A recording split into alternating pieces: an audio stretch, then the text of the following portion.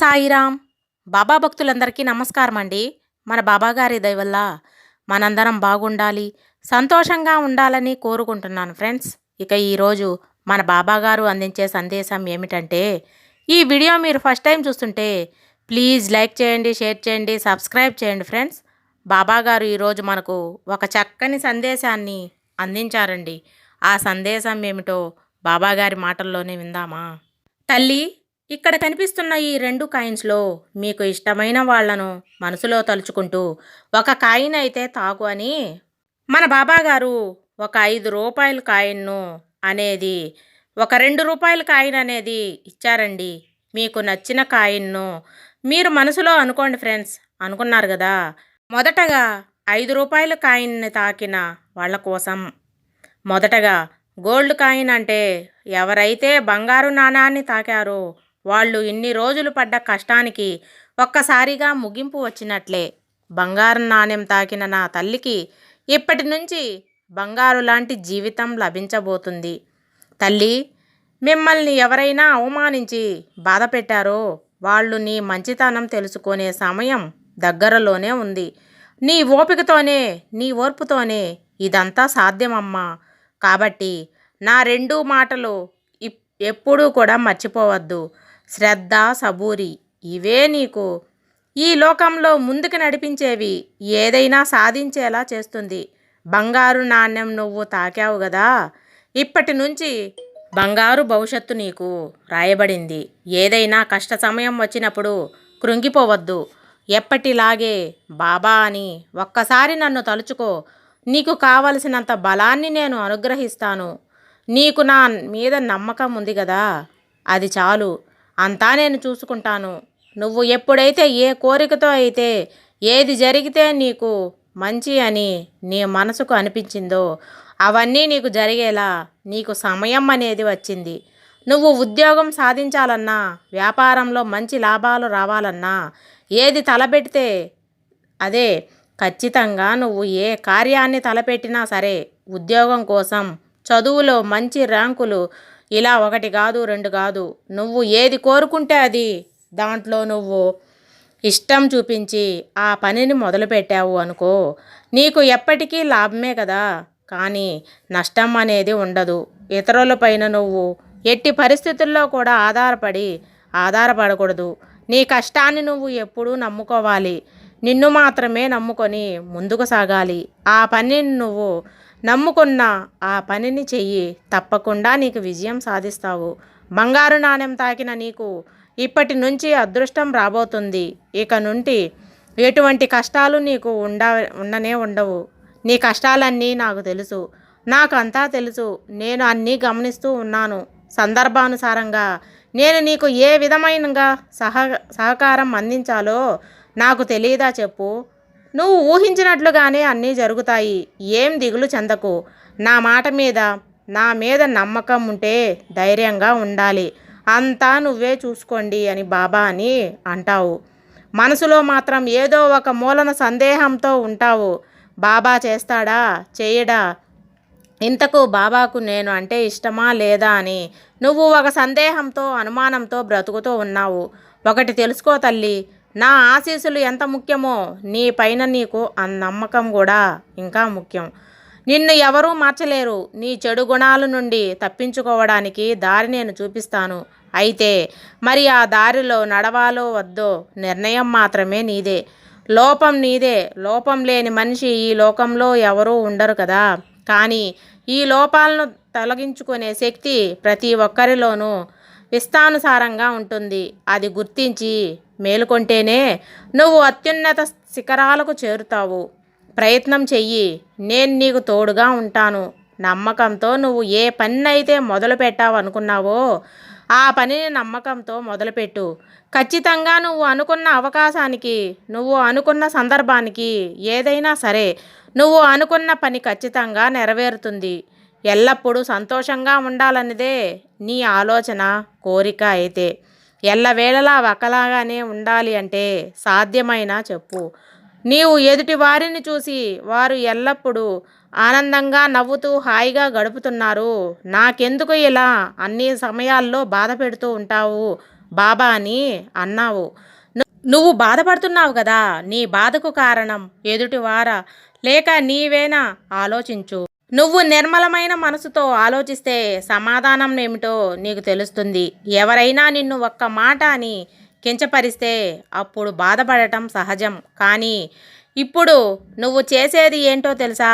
బాబా, నాకు ఎందుకు ఇలాంటి పరిస్థితులు తెచ్చావు? నా మీద దయలేదా? నిత్యం నన్ను బాధించే వారితో పాటుగా నీవు కూడా నన్ను బాధిస్తున్నావా అంటూ నా పైన నిందలు వేస్తూ ఉన్నావు. నిన్ను ఇంకొకరు కష్టపెట్టే అవకాశం లేదు. ఎందుకంటే నువ్వే కష్టపెట్టుకుంటున్నావు కదా. ఎదుటివారి ఆనందం చూసి నువ్వు బాధపడతావు తప్ప వారు వచ్చి నిన్ను ఏమీ అనలేరు కదా. వారి జీవితం ఎన్ని సమస్యలు ఉన్నాయో వారికి తెలుసు. ఎన్ని సమస్యలు ఉన్నంతలో సంతోషంగా ఉండాలని వారు అనుకుంటున్నారేమో. అలాగే ఎల్లప్పుడూ చిరునవ్వు కలిగి ఉంటే ఎంతటి సమస్యలైనా సరే తొలగిపోతాయని వారు నమ్ముతున్నారేమో. ఒకటి తెలుసుకో తల్లి, బాధ, కష్టం, నష్టం లేని వారు అంటూ ఎవ్వరూ ఉండరు కదా. నీకు ఉన్నంతలో సంతోషంగా ఉండటానికి ప్రయత్నించు. నీ ప్రవర్తన నీ కుటుంబాన్ని ఇబ్బంది పెడుతుంది. నీకు చాలామందికి ఉన్నట్లుగా ఆస్తులు లేకపోవచ్చు, కానీ లోటు లేకుండా గౌరవనీయమైన జీవితం గడిపే స్థానంలో నువ్వు ఉన్నావు కదా. ఇక నుండి అయినా ప్రశాంతమైన మనసుతో ఉంటే ఆర్థికంగానే కాకుండా ఆరోగ్యపరంగానూ నీకు నీ వాళ్లకు మంచి జరుగుతుంది. నీవు ఈ విధంగా మనస్సు పాడు చేసుకునే ఆలోచనలకు బదులు జీవితంలో ఉన్నంతగా ఎదిగే ఆలోచనలు పెంచుకుంటే ఉపయోగకరంగా ఉంటుంది. నీపై, నీ పిల్లలపై ఎల్లప్పుడూ కూడా నా ఆశీర్వాదం ఉంటుందని నేను నీకు మాట ఇస్తున్నానని బంగారు నాణ్యం అంటే 5 రూపాయల కాయిన్ను తాకిన వాళ్ళ కోసమైతే బాబాగారు ఈరోజు ఈ సందేశాన్ని ఇచ్చారండి. తర్వాత రెండవ కాయిన్ అంటే వెండి నాణ్యాన్ని తాకావు కదా తల్లి. ఇప్పటి వరకు పడిన కష్టాలన్నీ నీకు దూరమైనట్టే. రాబోయే రోజుల్లో ఆనందంగా జీవిస్తావు. ఒక్కసారి నీకు ఆనందం రాకపోయినా సరే కొద్ది కొద్దిగా నీకు ఆనందకరమైన జీవితాన్ని నువ్వు అనుభవిస్తావు. ఆ కొద్దిగా వచ్చిన ఆనందకరమైన జీవితం నీకు ఎప్పటికీ ఉంటుంది. ఇక నువ్వు ఏది మాట్లాడినా సరే కొంచెం ఆచి తూచి మాట్లాడాలి.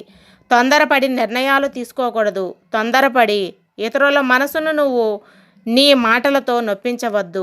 ఎన్నో రోజుల నుంచి ఎదురు చూస్తున్న సంతోషకరమైన వార్త నీకు తప్పక తీరబోతుంది. నా దయ వలన, నా మీద పెట్టుకున్న నమ్మకం వల్ల నీపై ఉన్న అడ్డంకులను తట్టివేస్తున్నాను. ఇక ఆర్థికంగా ఇబ్బందులతో ఎంతగానో బాధపడుతున్నావు కదా. డబ్బుకి ఎంతో అవస్థపడుతున్నావు. అనారోగ్యంతో ఎంతో బాధపడుతున్నావు. కానీ అన్ని రోజులు ఒకేలా ఉండవు కదా. కాబట్టి నీకు ఆర్థిక ఇబ్బందులన్నీ తొలగిస్తాను. డబ్బు లేక నువ్వు పడ్డ కష్టం ఇక నుంచి తీరబోతుంది. నువ్వు చేసే పనిలో మంచి ఆర్థిక ఆదాయం, లాభం వచ్చేలా చేస్తాను. దాంట్లో నీ కష్టమంతా తీరబోతుంది. కానీ ప్రతిరోజు నువ్వు ఒక పనిని చెయ్యాలి. ప్రతిరోజు నా విభూదిని ధరిస్తూ ఉండు. నా విభూదిని పెట్టుకుంటూ ఉండు. నీకు ఏ కష్టమైనా సరే ఇట్టే తీరిపోతుంది. వీలైనప్పుడు నా గుడికి వెళ్ళి 9 ప్రదక్షిణలు చేస్తూ ఉండు. నీకు వీలైతే మాత్రమే నువ్వు అనారోగ్యంతో బాధపడుతున్నప్పుడు ఇలా ప్రదక్షిణలు చేయడం వల్ల నీకు మేలు జరుగుతుంది. ఒకవేళ నేను చేయలేకపోతే నాకు కీడు జరుగుతుందేమో అని మాత్రం అనుకోవద్దు. నువ్వు ఏ పని చేసినా, నాకు పూజలు చేసినా చేయకపోయినా, నాకు ధూపదీప నైవేద్యాలు సమర్పించినా సమర్పించకపోయినా, నాకు ప్రసాదాలు పెట్టినా పెట్టకపోయినా సరే నేను ప్రతి ఒక్కరిని సమానంగా చూసుకుంటున్నాను. ఎందుకంటే ప్రతి ఒక్కరూ నా పిల్లలే కాబట్టి ఒకరిని మంచిగా, ఇంకొకరిని చెడ్డగా, ఒకరిని గొప్ప స్థాయిలో, ఒకరిని తక్కువ స్థాయిలో చూడను. ప్రతి ఒక్కరూ నా దృష్టిలో అందరూ సమానమే. నీవు పడుతున్న వేదన ఇక నేను చూడలేను. నీకు నేను ఖచ్చితంగా సహాయం చేస్తాను. ఎందుకంటే నువ్వు ఎంతో గొప్ప ఇల్లాలివి కదా. నీ భర్త అదృష్టవశాత్తు నిన్ను భార్యగా లభించాడు తల్లి. నీ మనసు బంగారం. ఒకప్పుడు నీ చదువు లేదని చాలామంది అవమానించారు, నిజమే కదా. చదువు లేకపోతే ఏమైంది? నీ దగ్గర ఉన్న సుగుణాలను నిన్ను హేళన చేసేవారికి లేదు. ఒకవేళ ఇప్పటి వరకు నువ్వు పడుతున్నటువంటి పరిస్థితుల్లో వారు కనుక ఉంటే వారి పట్ల భర్త పట్ల ప్రవర్తించే తీరు వేరుగా ఉండేది. నీకంటే అమ్మా నువ్వు సహనశీలవి. భర్త కష్టం చూసి కుంగిపోయి నీవు తాళిబొట్టు సహా ఇచ్చి కష్టం నుంచి బయటకు తీసుకువచ్చావు. ఇప్పుడు సమాజ పరిస్థితిని బట్టి నలుగురిలోకి వెళితే ఎక్కడ కుటుంబ స్థితిగతులు అందరికీ తెలిసి భర్త పరువు పోతుందని గుట్టుగా ఉండిపోయావు కదా.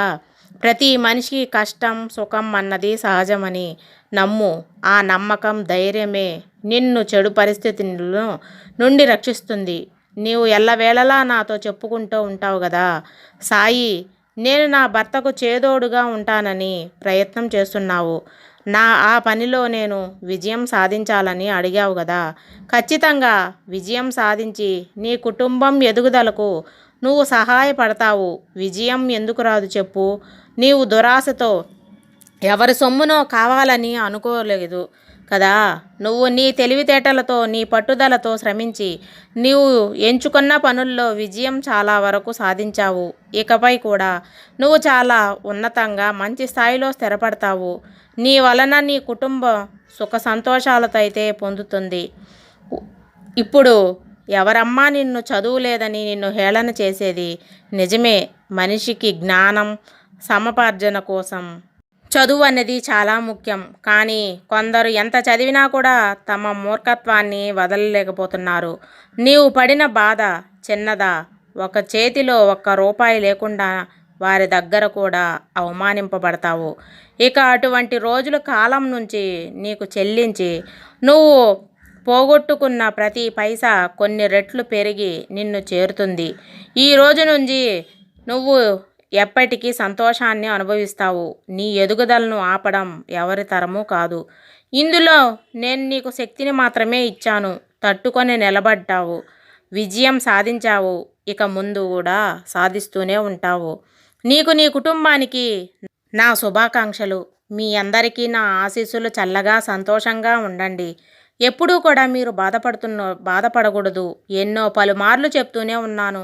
నేను ఏ పనినైతే నాకు అప్పగిస్తే మాత్రం నేను ఖచ్చితంగా నీ మీద పెట్టుకున్న నమ్మకాన్ని వమ్ము చేయను. నీకు నా మీద ఉన్న ప్రేమ ఎంతో గొప్పది. నీవు నన్ను ఎల్లవేళలా నీ బిడ్డలాగానే చూసుకుంటున్నావు కదా తండ్రి. నీ బిడ్డకు ఎలాగైతే కడుపు నింపుతావో ఆ విధంగానే నువ్వు ఏ వంట చేసినా నాకు నివేదిస్తావు. ఎంతో ప్రేమతో నన్ను తినమని చెప్తావు. ఇంత ప్రేమగా నన్ను చూసుకుంటున్నప్పుడు నేను నిన్ను అడిగిన కోరికలన్నీ తీర్చలేనా చెప్పు. ఖచ్చితంగా నువ్వు అనుకున్న పని ఏదైతే ఉందో అది ఖచ్చితంగా జరుగుతుంది. సర్వేజన సుఖినో భవంతు. జై సాయిరాం.